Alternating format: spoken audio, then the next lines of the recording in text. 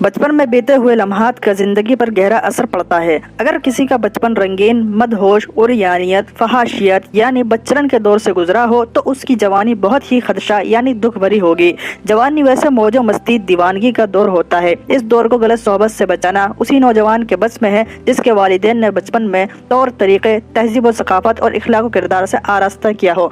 देखिए, बचपन के शुरुआत के दिनों में ज़हनी नशोनुमा और दिमागी और जिस्मानी सलाहियतें तेजी से परवान चढ़ रही होती हैं, इसीलिए ये वक्त बहुत ही हसास होता है। इस उम्र में बच्चे सुनी सुनाई बातें अपने जहन में महफूज कर लेते हैं। आंखों से देखा हुआ पत्थरों पर नक्श होने के बराबर है और तेजी से नई नई बातें सीखने लगता है।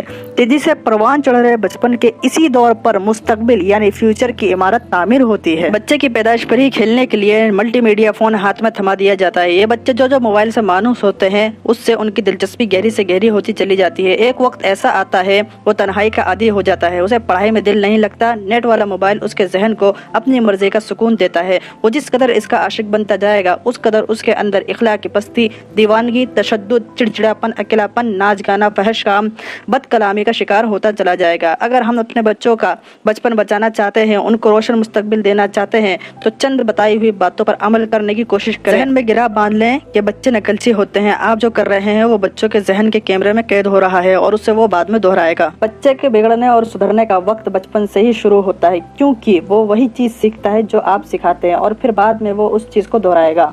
बच्चों की पहली तरबियत जिस्मानी है, इससे उसकी शख्सियत और किरदार निखर कर सामने आएगा। सफाई का एहतमाम बचपन से ही होना चाहिए। खाने पीने में सफाई सुथराई पे मुकम्मल नजर बल्कि सोते जागते मुसलसल ध्यान देना चाहिए।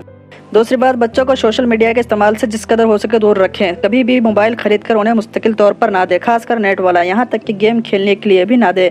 बचपन में खेल कूद की जरूरत होती है, इसके लिए घर और अच्छे दोस्तों में खेल कूद करवाएं, स्कूल के प्रोग्रामों में पार्टिसिपेट दिलवाएं या कलम कागज से ऐसी चीजें मशक करवाएं जिससे उनके जहन को भी सुकून मिले और कुछ फायदा भी हो। इस पर इनाम मुकर्रर कर ले, फिर देखिए सारा खेल छोड़कर आपकी तरफ मुतवज्जा हो जाएगा।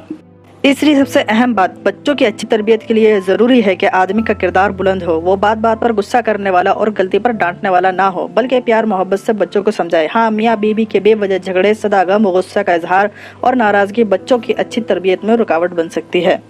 चौथी बात, बच्चों का सारा माहौल अच्छा हो, जैसे स्कूल, दोस्त, पार्क और सैर व तफरी की जगह। एक जुमले में ये समझ ले कि बच्चे की आंखें बुराई पर पड़ने ना दे, क्योंकि इससे बच्चे असर कबूल करते हैं और उसके सांचे में ढल जाते हैं।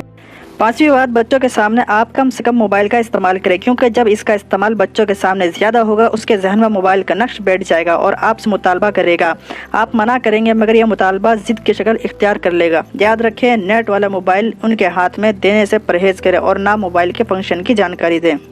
छठी बात, हर बच्चे में एक खास किस्म का फितरी रुझान और कुदरती सलाहियत होती है, यानी कुदरत का दिया हुआ एक खास तोहफा। उसे जानने की जरूरत है ताकि उस कुदरती सलाहियत की बुनियाद पर उसकी मुनासिबत रहनुमाई हो सके और उसकी वही सलाहियत को ज्यादा से ज्यादा निखारा जा सके।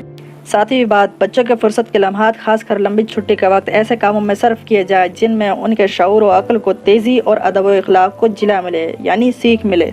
आठवीं बात, बच्चों को सोते वक्त कहानियां सुनाएं जो सच्चाई, अदल व इंसाफ, अमानतदारी, माँ बाप के साथ हुस्न व सलूक, बड़ों का अदब, छोटों पर शफकत और इखलाक व मुरव्वत पर मुश्तमिल हो यानी आधारित हो। हमारे चैनल को सब्सक्राइब करें, लाइक करें और शेयर करें।